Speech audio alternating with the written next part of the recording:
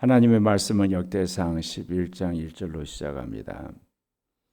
우리가 성경을 보게 되면 성경의 시대적인 상황에 따라서 하나님이 택하신 사람들의 그 사역이 다른 걸 알 수가 있죠. 아담부터 시작해서 이제 데라까지 거기는 믿음의 가정만 나오죠. 왜냐하면 그 믿음의 가장이 중요하고 그 가정이 중요했기 때문에 이제 아브라함부터는 이제 족장이라고 그래서 이제 지파 수준의 사람들이 나오고 나중에 이제 이스라엘이 고센 땅에 갔을 때는 이제 그 한 지파 내지는 이제 그 부족 정도예요. 그러고 이제 출애굽에 의해서는 국가를 이루게 되는 거죠. 근데 그 국가도 상비군이 있는 것이 아니라 이스라엘 12지파가 동맹을 해서 위기 때마다 민병대로 싸우는 겁니다. 사울왕 때부터 상비군이 생깁니다. 그것이 나중에 남유다 왕국의 시드기야 왕 때까지. 그리고 이제 이스라엘 백성이 망해버려 가지고 그때는 종교 공동체로만 남게 되죠. 예수님 오시고 나서도 마찬가지예요. 초대교회도 종교 공동체로 남게 됩니다.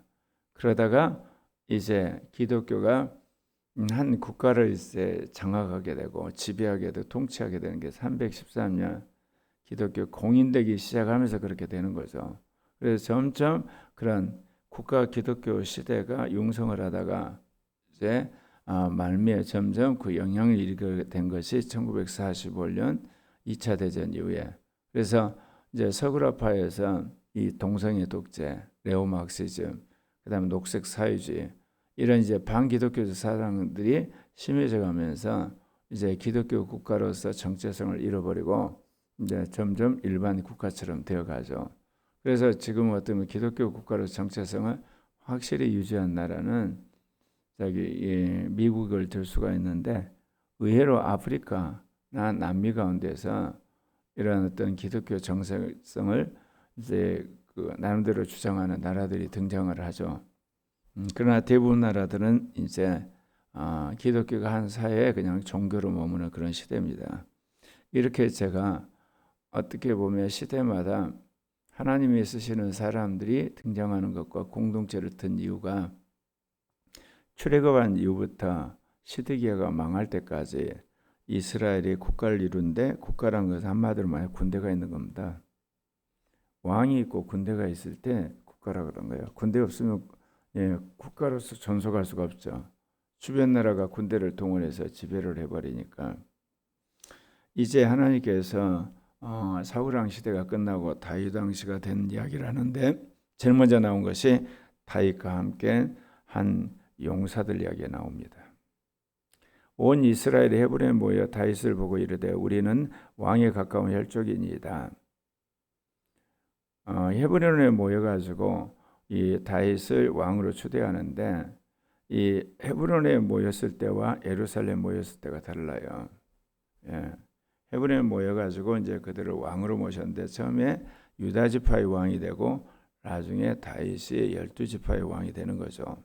근데 그들이 뭐라고 이야기했냐면 전에 곧 사울이 왕이 되었을 때도 이스라엘 거슬리고 출입하는 자가 왕이시었고 왕의 하나님 여호와께서도 왕의 말씀하시기를 내가 내 백성 이스라엘 목자가 되며 내 백성 이스라엘 주권자가 되리라 하셨나이다.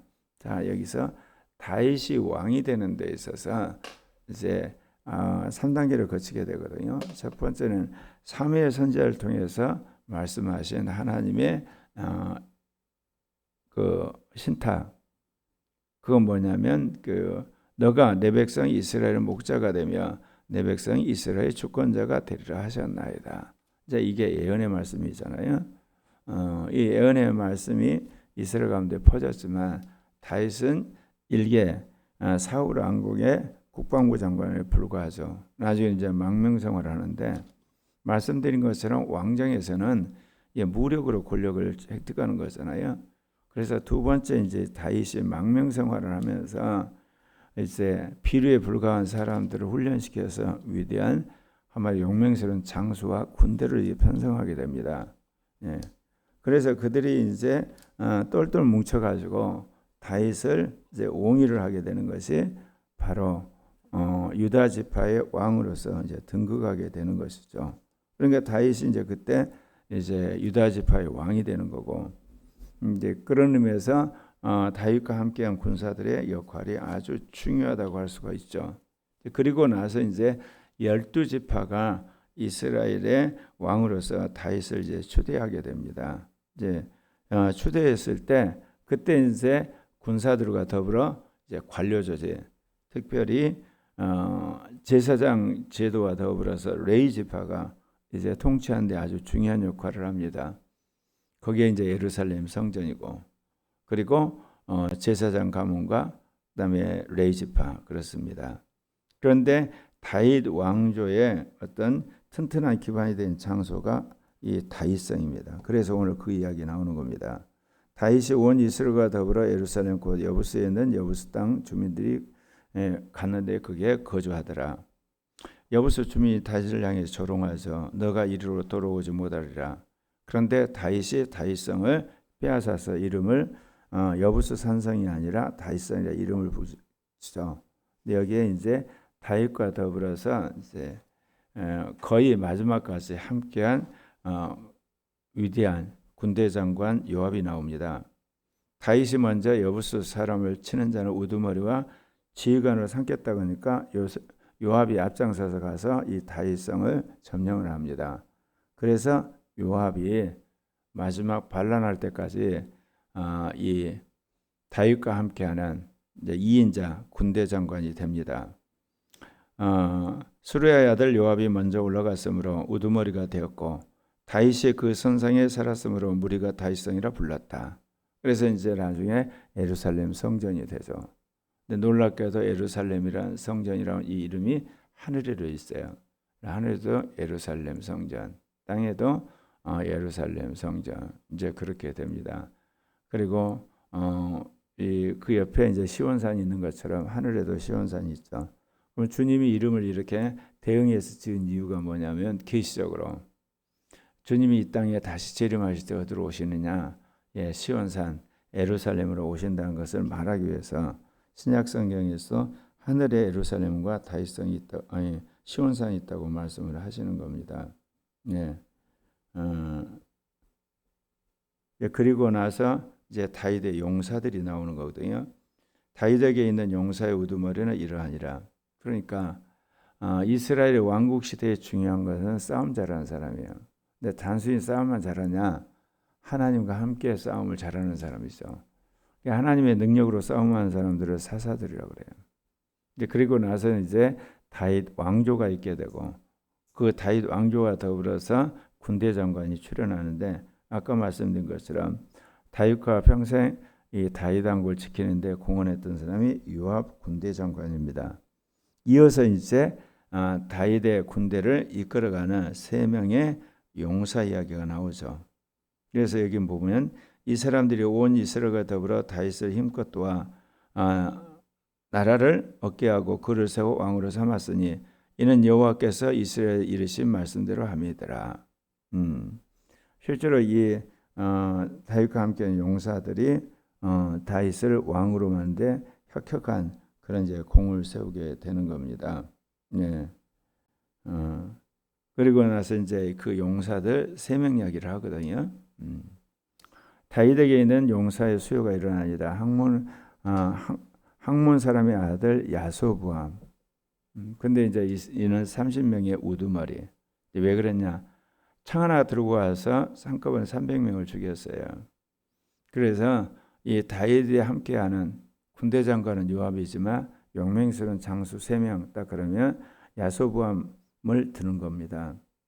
그 다음에 이제 아우아 사람 도도의 아들 엘리아사. 이제 그 사람이 어떤 사람이냐? 바스다밈에서 다윗과 함께 있었는데 블레셋 사람들이 몰려왔어요.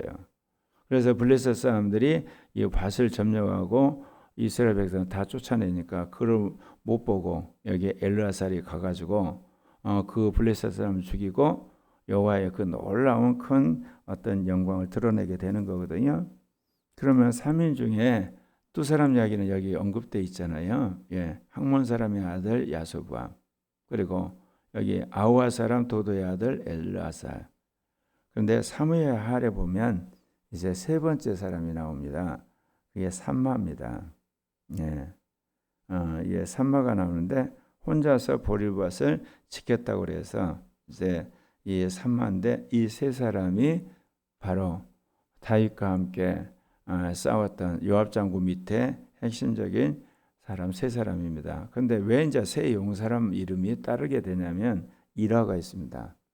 30 우두머리 중 세 사람이 바위로 내려가서 아둘람 굴 다윗에게 이를 때 블레셋 군대가 30 우두머리 중에 세 사람이 바위로 이제 내려가서 아둘람 굴 다윗에게 이제 이를 때 블레셋 군대가 쳐들어오거든요. 이게 다윗이 이제 산성에 있으면서 군사들한테 이제 그런 이야기를 해요. 그 용맹성을 시험하려는 거죠. 누가 저 베들레헴 성문교대 우물물에 물을 떠올 거냐. 그러니까 세 용사가 나서는 거예요. 근데 세 용사가 블레셋 군대를 완전히 격파를 하고 베들레헴 성문교 우물에서 물을 길어오는 거예요. 다윗에게 딱 가져오는 거거든요. 다윗이 자기 어떤 그 호기심에서 또는 이게 자기 충성된 부하들 테스트하려고 이야기를 했는데 막상 물을 따오니까 자기가 잘못을 한 거예요. 그러니까 다윗이 그 물을 마시지 않습니다.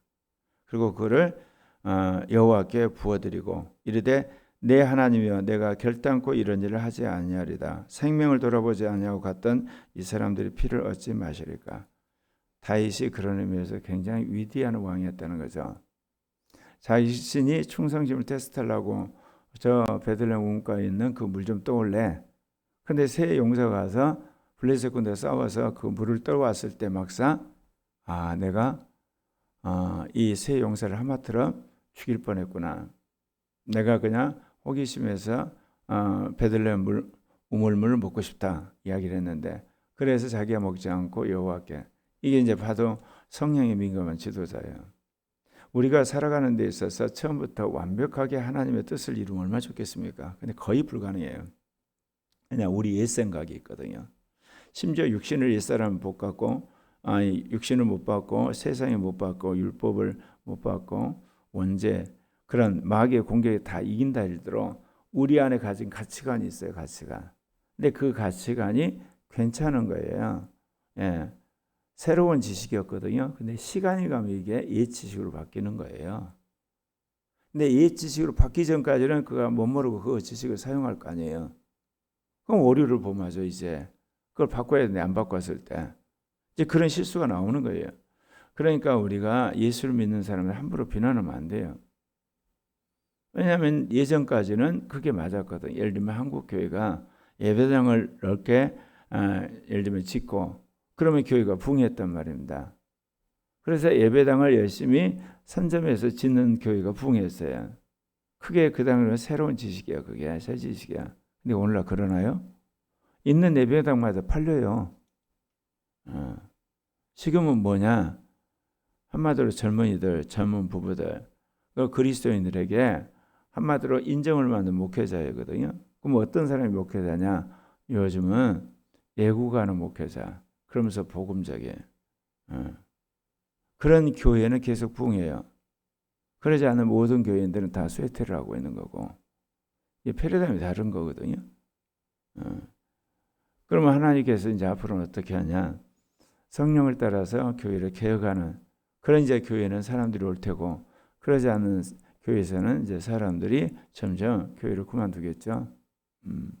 정확히 말하면 사회에 참여하는 교회들이 지금은 부흥하고 있는 거예요.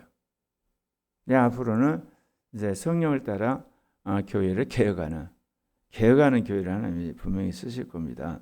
이렇게 되는 거거든요. 그러면서 이 다윗이 그 이야기를 하는 거예요. 참 놀랍죠. 내 하나님이여 내가 결단코 이런 일을 하지 아니하리다. 생명을 돌아보지 아니하고 갔던 사람들의 피를 얻지 마시리까. 그들이 자기 생명도 돌아보지 아니하고 이것을 가져왔으므로 그것을 마시기를 원하지 아니하니라. 세 용사가 이런 일을 행하였더라. 그렇게 이야기합니다.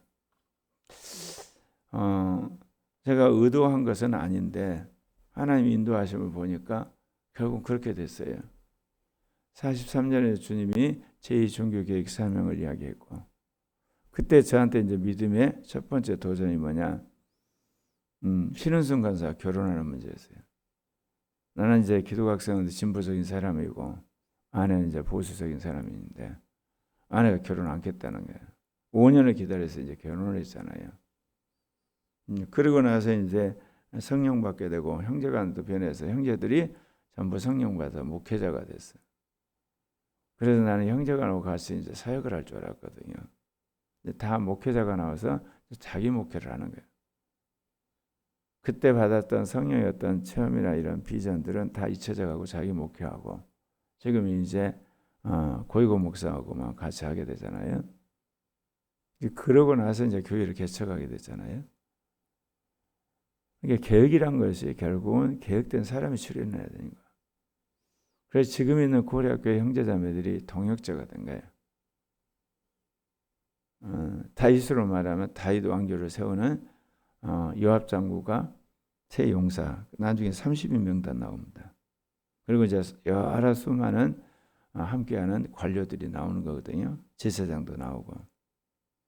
하나님이 지난 30여 년 동안 코리아교회에서 제2종교 개혁을 할 개척 멤버를 훈련시킨 거예요. 새로운 멤버들을.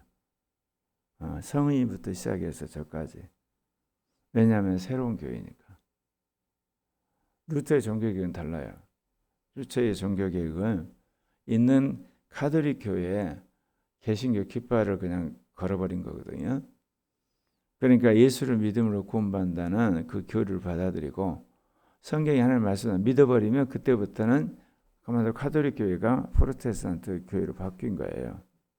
근데 주님은 제2종교는 그렇게 되는 게 아니에요. 왜냐하면 500년 역사에서 제2종교가 하겠다고 하는 수많은 등장했어요. 그게 교파 분열의 역사예요. 그러니까 정말 하나님이 원하는 제2종교가 뭐냐? 변화된 사람이 출현하는 거거든요. 하나님이 저하고 신은수 목사부터 변화시키신 거예요. 그리고 지금 이제 간사들 변화시키고 있죠. 그리고 이번에 이제 우리가 오순절 성령 부흥에 집사들 변화시키고 청년들, 청소년, 어린아이를 변화시키는 걸 보았죠. 이제 이제서 우리 교회가 제3의 교회 개척 멤버들 그런 핵심적인 사람들이 이제 세워진 거예요. 몇 년 전부터 주님이 그런 말씀을 하셨는데 이제 그게 이제 팀워크가 만들어지는. 왜냐하면 제3의 교회는 제2복음과 제2성령 운동에 따라 이기는 자가 자기 삶의 가치관이 돼야 되니까.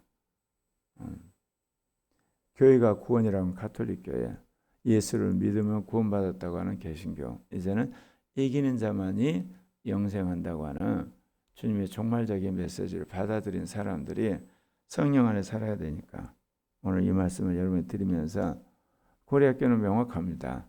이기는 자만이 천국에 들어갑니다. 그리고 첫째 부활한 사람만이 주님 재림할 때 먼저 부활합니다. 거룩하게 산 사람들만이 주님 재림 직전에 휴거하는 거죠. 이런 어떻게 보면 부활론의 명확한 근거를 가지고 신앙생활하고 그러기 위해 성령 충만을 받고 영을 따라 살아가는 하나님의 사람들을 세우는 그런 공동체로 이제 본격적으로 사역하게 하시리라 믿습니다. 기도합시다.